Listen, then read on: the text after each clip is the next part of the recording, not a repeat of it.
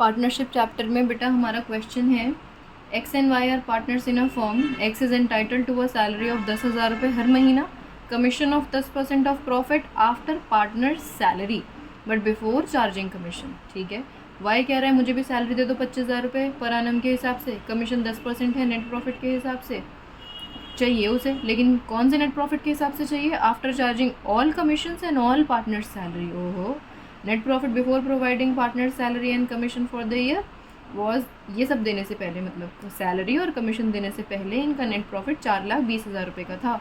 Profit distribution दिखा दो आप इनका। चलो आओ देख लेते हैं। इस वाले क्वेश्चन में कैलकुलेशन करनी है हमें। हम पी.एन.एल. अप्रोप्रिएशन अकाउंट बना भी सकते हैं और बिना बनाए भी कर सकते हैं। चलो पी.एन.एल. अप्रोप्रिएशन बना करके कर लेते हैं, क्योंकि हमें इसकी आदत होती है ना बनाने की, तो चीज़ों को ज़्यादा अच्छे से आप रिलेट कर पाओगे।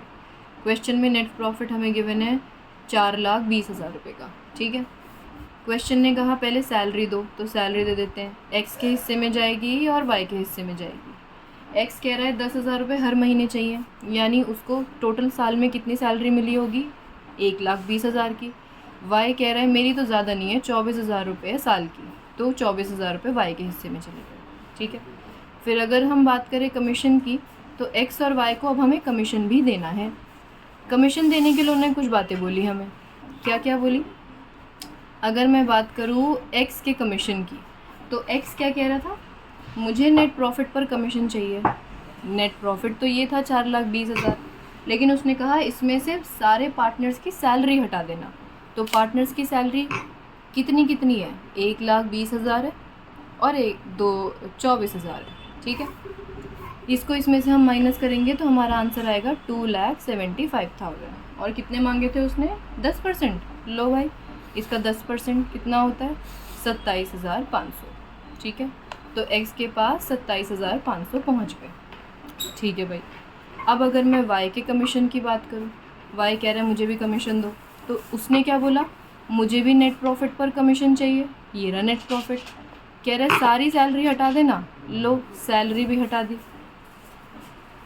कह रहा है कमीशन भी हटा देना।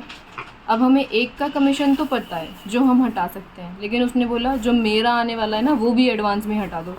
तो हमने कहा ये कैसे हटाएंगे हम, लेकिन इसका तरीका तो है हमारे पास निकालने का। अब 4,20,000 में से आप ये सब माइनस कर दोगे तो आंसर आएगा 2,47,500।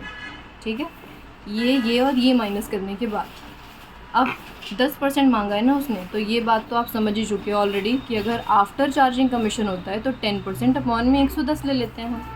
बस अब इसको सॉल्व करेंगे हम, तो हमारा आंसर आएगा 22,500। यानी यहाँ लिख दो आप 22,500। अब सारा सब कुछ आपके पास आ चुका है। नेट प्रॉफिट ये रहा, सैलरी ये रही, कमीशन ये रहा। अब आप इनको बोलो कि भैया अपना अपना प्रॉफिट ले लो तुम। प्रॉफिट ट्रांसफ़र टू एक्स और वाई के हिस्से में। तो यहाँ पर अमाउंट कितना आएगा? 4,20,000 में से ये सब माइनस करके 2,25,000 का। अब 2,25,000 को आप एक्स और वाई की प्रॉफिट शेयरिंग रेशो में बांट दो। प्रॉफिट शेयरिंग रेशो कुछ थी नहीं, यानी बराबर बराबर दे दो भाई, आधा आधा रख लो तुम लोग दोनों में। लो, हो गया हमारा क्वेश्चन।